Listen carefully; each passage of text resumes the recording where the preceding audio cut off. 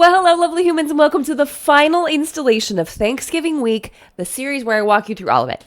Absolutely all of it. Because Thanksgiving, and I don't care whether you're hosting for the first time or the 10th time, is really stressful because most of us only have one oven. We have to get all the food hot and ready to go at the same exact time. We're working with a protein that we almost never touch in a normal calendar year unless it's sliced deli meat. But before we go any further, if you're new here, hey, my name is JamieWolfer, and the entire Thanksgiving series is linked right here if you want to check it out. We cover 3 non-traditional but very colorful and very tasty sides, 3 traditional sides, the general schedule, all of my tips and tricks, because I kind of like plan events for a living, so hopefully I'd have a few of those up my sleeve.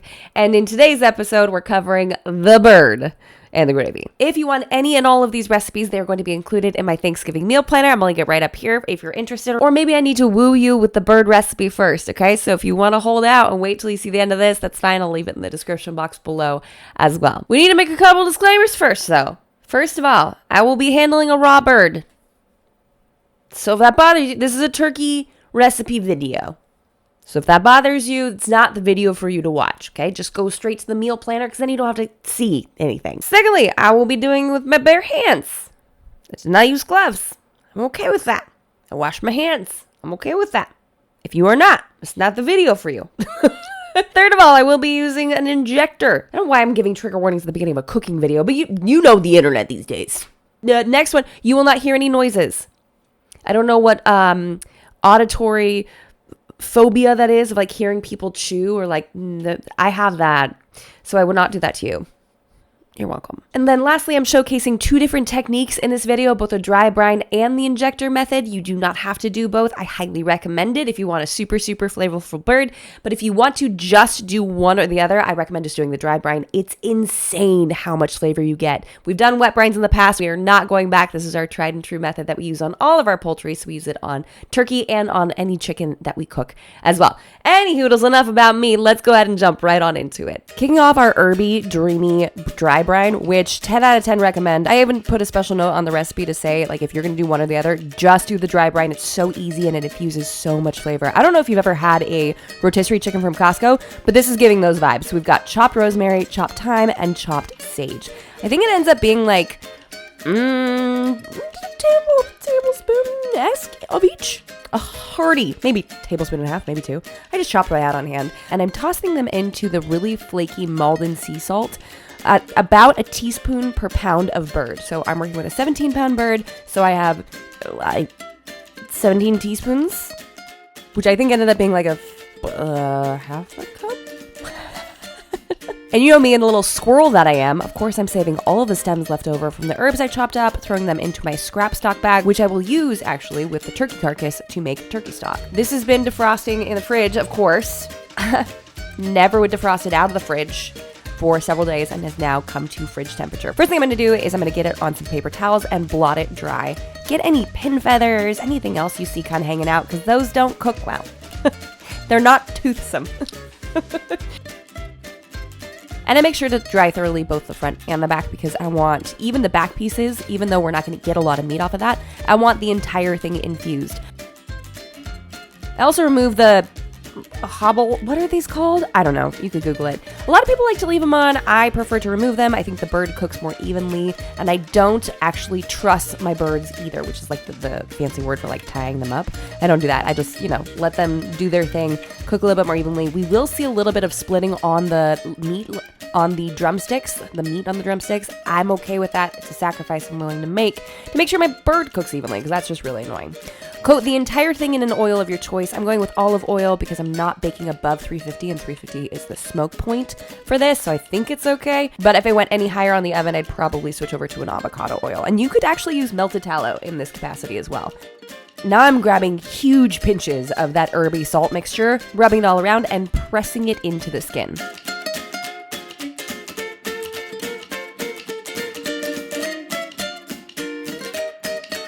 And when I tell you, this smells amazing.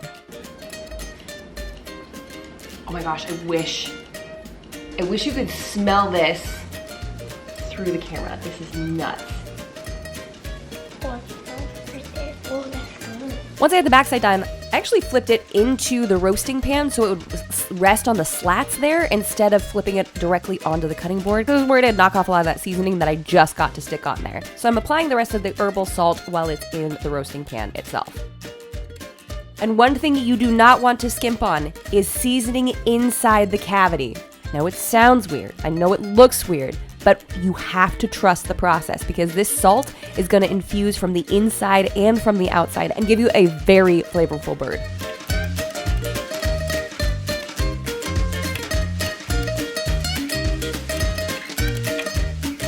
Here we have it 24 hours later. I swear it looks a little bit like the skin's a little bit more snatched. You know what I'm saying? Like it just looks a little bit drier, but maybe that's just me. You guys can let me know. And you can tell that all of the salt is completely gone. I don't know how this works. I don't know if it's osmosis or how this goes down, but all the salt gets absorbed into the bird. Now moving on to our Injector Liquid. We have got broth. I think that's beef broth. Broth of your choice. We've got butter, Worcestershire sauce, Worcestershire sauce, however you want to say it. Organic soy sauce. I'm telling you, I've been putting these two, the Worcestershire sauce and soy sauce, in so many different things. And my trusty little plunger measuring thing, because I don't have a way to measure liquids at 1/3 of a cup. I only have like a dry option. Garlic powder, onion powder, ground sage, bay leaves that I ended up not using because it was a nightmare to try to get those ground up, and thyme as well. You're kind of picking on the vibe here. Lots of sage, lots of thyme, very cutesy. And of course, salt and pepper, and I got a new injector this year. You're gonna wanna make sure you get those herbs down super, super fine. Now the recipe I'm using here talks about ground bay leaves. Foolishly, I thought I could just grind it myself. Spoiler alert, that comes out later. I could not, in fact, grind a bay leaf. So if you're going to copy this recipe, go to the store and see if you can get ground bay leaves. If not, skip it. I always say bay leaf adds some sort of je ne sais quoi, but you know, it's just not worth the hassle of trying to grind your own bay leaf. Now, of course, be sure to adjust all of the ratios, all of the measurements for your bird depending on the size. But for this one, I'm doing about 1/3 a cup of broth and about 1/3 a cup of butter, so equal parts of those.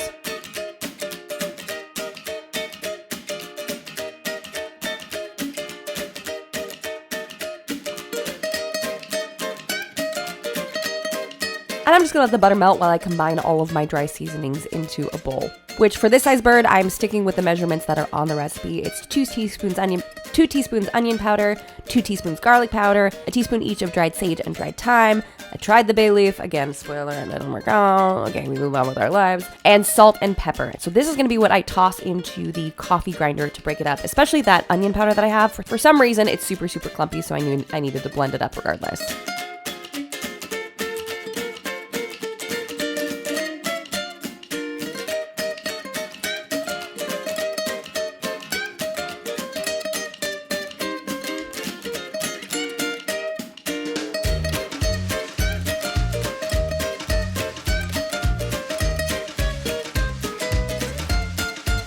Once my butter's melted, my liquids come to a nice medium heat, I'm gonna go ahead and stir in all of those seasonings. And just give it a stir-ski until all of it's kind of combined, looking for any lumps, pressing those out, and making sure the flavor just generally infuses. This is when we come in with your Worcestershire and your soy sauce, and we're gonna do a tablespoon of soy sauce and 2 tablespoons of the Worcestershire sauce. There is something about the combo of these two. I've been doing it in like all of the soups and all of the stews this season. It's so good. I feel like the soy sauce adds like a umami, sort of. Does that, right? Does it sound like I know what I'm talking about? It feels like I know what I'm talking about, because this is... Yeah, this is that good.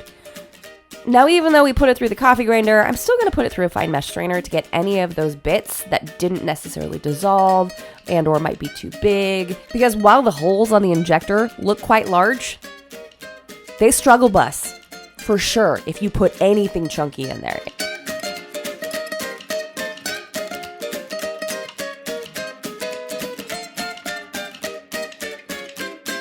This is another reason why I love having a roasting rack, specifically for turkeys, because I'm able to lift the whole thing out and kind of keep it on this rack, so I'm not disturbing any of the seasoning from the outside. This is me just kind of figuring out where I'm going to put the injector, and we want it at the thickest parts of the bird. So we're thinking the breasts and the drumsticks. You can do it on the back, but that's really not going to do much flavor, especially because you're not eating it. I decided not to speed this up or cut this too much because I wanted you to see the struggle in real time. I thought I strained this well enough. I will come back and strain it again because this is, I told you, struggle bus.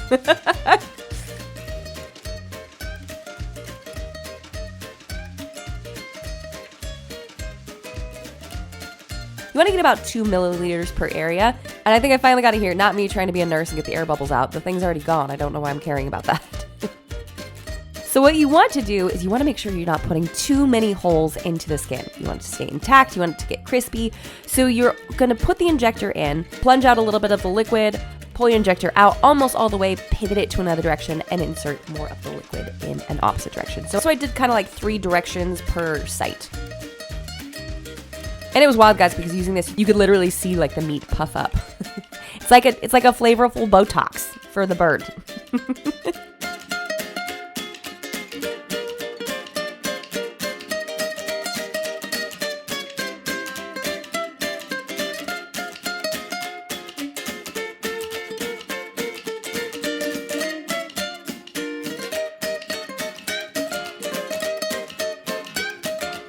At a certain point, it gets difficult to do it in such a shallow vessel, so I switch over to a champagne flute, because that's normal, you know, when you're injecting a bird, to use a champagne flute. I was working with what I had, made sense at the time, and actually, you know, now we get the rest liquid out, which I was not able to do in any other vessel.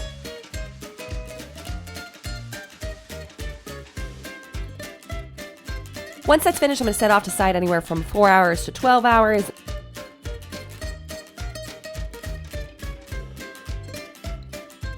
I forgot to film putting it in the oven, but here it is coming out. And I'm going to tell you why it looks a little funky, okay? We're going to pause right here, and I'm going to tell you why it looks a little funky. I'm actually a little disappointed at this point. It's supposed to have a gorgeous brown skin. It's supposed to be gorgeous. Did you know that if you buy a pre-brined turkey, it will cook faster?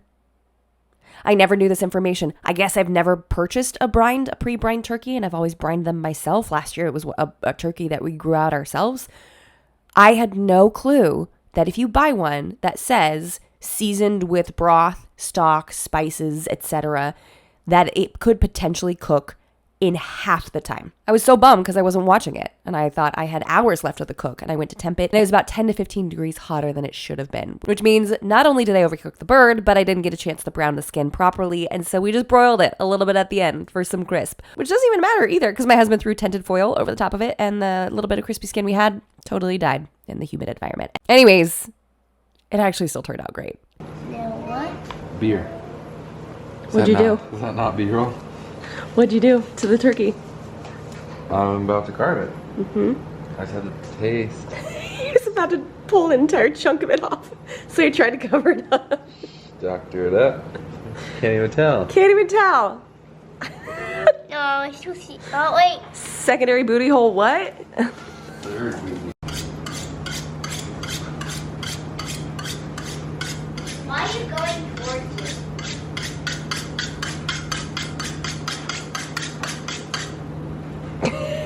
Good job, Dad.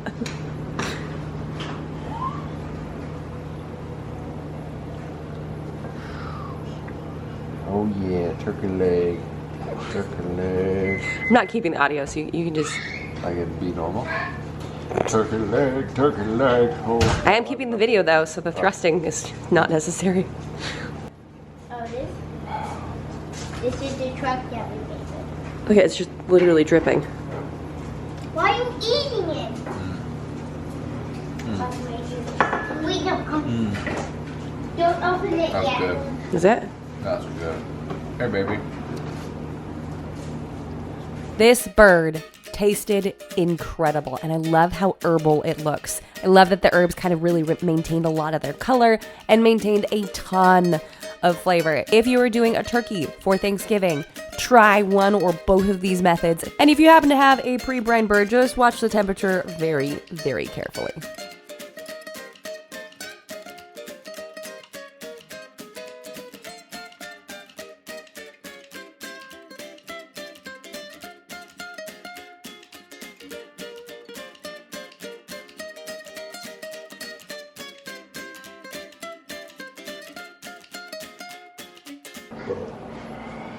You just burp and then blow it in her face? Did you just burp and then blow it in our baby's face? Our sick baby? And don't worry, Squirrel Jamie strikes again. I will be saving this carcass for my scrap stock. The gravy recipe is unbelievably simple. In fact, it's kind of a stretch to call it a recipe. Here's what we're working with. We've got the broth or stock of your choice, beef, chicken, etc. Another stick of butter, because why not? Throw it on the pile at this point. Onion powder, salt, and then our dynamic duo of ground sage and thyme yet again, and some fresh cracked black pepper. I know a lot of people are going to use their turkey drippings to make their gravy. The whole reason I put this gravy recipe in there is if you want to make it ahead of time. You don't have your turkey drippings available, so you got to work with what you got. This one's pretty simple. I am going to tell you to be careful with the amount of salt that you add based on how salty your broth is. So start small. It says 1 teaspoon in the recipe. Start with half a teaspoon if you're feeling unsure. You think your stock might be a little bit on the salty end. You can always add more, but it is really hard to take it away. To start my room, I'm going to melt a stick of butter in a small saucepan over medium heat and whisk in my flour until it's well combined. This is going to be the thickening agent that gives it that like gravy mouthfeel. I think it was a little bit short on the flour, so I'm going to go back in and just toss in a little bit more. Again, stick to the recipe. If cooking ain't your thing, the recipe's there for a reason. If you feel like ad-libbing, join me on the dark side. 2 teaspoons onion powder, 1 teaspoon each of dried sage and dried thyme, and whisking those in. I suppose I could add all of the dry ingredients at once and not whisk between every single one, but for some reason this just, scratched that itch in my brain. Now I personally love fresh cracked pepper in a gravy. I'll even toss in some white pepper sometimes if I feel a little bit gutsy, you know what I mean? Because I feel like it renders such a better flavor than ground pepper from the grocery store. But of course, it's ground pepper and literally everything else. There's just something about gravy, okay? It's special, so it deserves special pepper. Pretty sure I threw salt in there at one point and just missed it somehow as I'm watching this back and doing the voiceover. And then the next part is simple. Slowly whisk in a little bit of the broth at a time. This is really similar to what we did with the green bean casserole. We wanted it to slowly thicken. We don't want to pour it all in at once because we don't want to miss any of that roux mixture and then have chunks of like flour and butter in our gravy. Not so great. Not so great.